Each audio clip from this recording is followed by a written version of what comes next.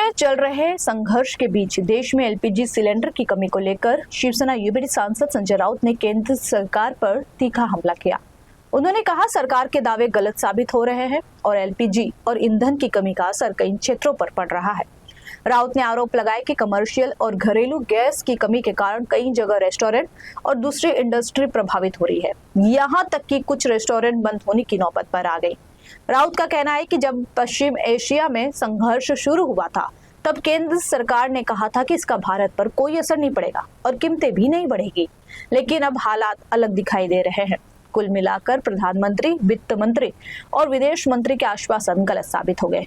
वहीं इस दौरान संजय राउत ने और क्या कुछ कहा, आइए आपको सुनाते हैं। रिफाइनरी की सबसे ज़्यादा ज़रूरत भारत को है, क्योंकि जिस तरह से ईरान और इजराइल के युद्ध में एक दूसरे के ऊपर जो बम बरसाए जा रहे हैं उसमें बहुत सी रिफाइनरीज, चाहे खाड़ी देशों में है, चाहे इजराइल में है, चाहे ईरान में है, बहुत सी रिफाइनरीज, ऑयल रिफाइनरीज उद्ध्वस्त हो गई और उसका सबसे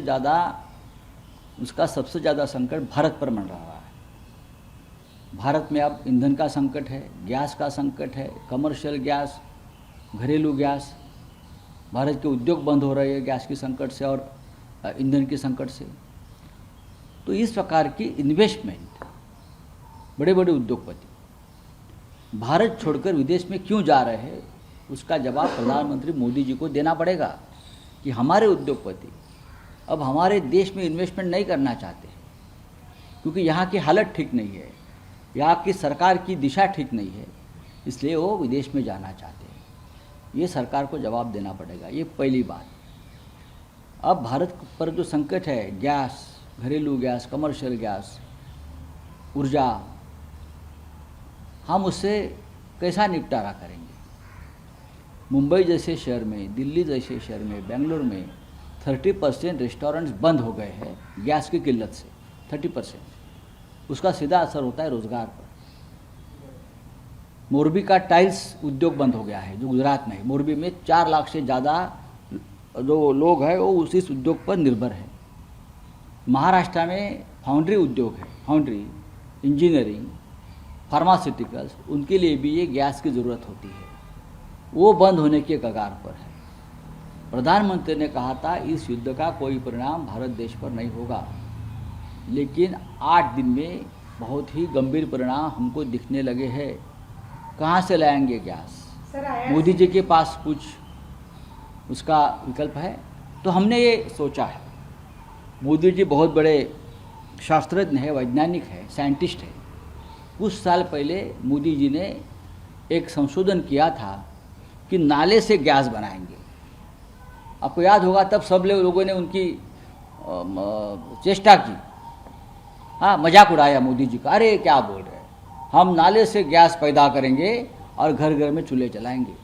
अब वो समय आया है मोदी जी का संशोधन एक्चुअल प्रैक्टिकली निर्माण करने का। तो हम ये चाहते हैं कि इस प्रकार का पहला प्रोजेक्ट जो है नाले से गैस बनाने का, वो हम मुंबई में निर्माण करना चाहते हैं। मुंबई में जो मीठी नदी है उसका एक प्रकार से नाला बन गया है। तो हम हमारे पार्टी के लोगों को ये कहा है और उद्धव जी की भी सहमति है। मोदी जी का ये सपना है कि नाले से गैस बनाना है और देश को ज़रूरत है। तो हम सरकार से कहेंगे, देवेंद्र फडणवीस को कहेंगे, मुंबई के मेयर को कहेंगे कि मीठी नदी पर नाले से गैस बनाने का जो प्रकल्प है, जो मोदी का सपना है मोदी जी का, वो हम वहाँ से शुरुआत करेंगे और देश में एक आदर्श बनाएंगे। और उसके लिए अगर कोई फंड की ज़रूरत है, सब्सिडी की ज़रूरत है, तो महाराष्ट्र की सरकार दे देगी। मोदी जी का सपना है, यही एक हमारे पास विकल्प है गैस की निर्मित करने का। और मैं मोदी जी का आभारी हूँ, इतना बड़ा संशोधन किया है और इस युद्ध में वो काम आ रहा है।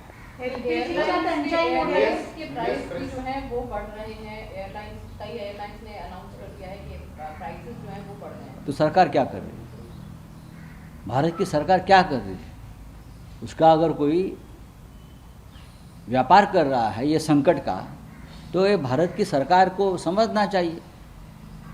तो हम क्या वापस बैलगाड़ी से भागे जाएंगे क्या? मोदी यही चाहते हैं। चलिए, thank you very much. Sir, Mamata Banerjee ने अपना प्रोटेस्ट खत्म कर दिया है, लेकिन कहा है कि जंग अभी जारी है और सीईसी का एक बयान आया है जिसमें उन्होंने कहा है कि कोई भी जेन्युइन वोटर जो है उसका नाम नहीं काटा जाए। देखिए, चुनाव आयोग जो है ये भारतीय जनता पार्टी की कठपुतली है। चुनाव आयोग भारतीय जनता पार्टी की एक्सटेंडेड ब्रांच है। हम उनके ऊपर विश्वास नहीं रख सकते, खास करके आज के जो चुनाव आयुक्त है, चुनाव आयोग है, मिस्टर ज्ञानेश कुमार, उनके बारे में तो दर्दी नई नई कथा दंत कथाएँ सामने आती है। तो ठीक है, सर यूएस सेक्रेटरी जो है कि भारत अच्छा एक्टर है। मैंने अभी उसका ऊपर जवाब दिया है कि यूएस के प्रेस सेक्रेटरी मिसेस कैरोलिना ने कहा है कि भारत देश एक अच्छा एक्टर है, यानी प्रधानमंत्री मोदी को वो बोल रही। जो हम बोलते हैं वही करते हैं, वैसा ही करते हैं। हमने कहा भारत को रशिया से तेल खरीद लो, तो रशिया से तेल खरीद कर। हम जब कहते हैं रशिया का तेल खरीदी बंद करो, तो बंद करता है। तो भारत एक अच्छा एक्टर है। ये बात अगर व्हाइट हाउस से कही जाती है तो देश के प्रधानमंत्री का और हमारे देश का भी अपमान है। सर, रेलवे में जो खाना मिलता है वो गैस की आपूर्ति न होने की वजह से रेलवे का खाना भी अफेक्ट हो रहा है पैसेंजर। तो अभी रेलवे ट्रैक के बाजू में जो गटार और नाले हैं, वहाँ से भी हमको गैस बनाना पड़ेगा। जो मोदी जी की इच्छा है कि खाना ख़त्म हो गया तो रेलवे को जहाँ गटार है, जहाँ नाला है, वहाँ रेलवे को रुकवा दीजिए। फिर पेंट्री के लोग जाएंगे नीचे और वहाँ की जो नाला और गटार है वहाँ से गैस लेकर वापस अंदर आएंगे और खाना बनाएंगे। ये मोदी जी का बहुत बड़ा संशोधन है और इस संशोधन के लिए मोदी को साइंस में नोबेल पुरस्कार देना चाहिए अभी।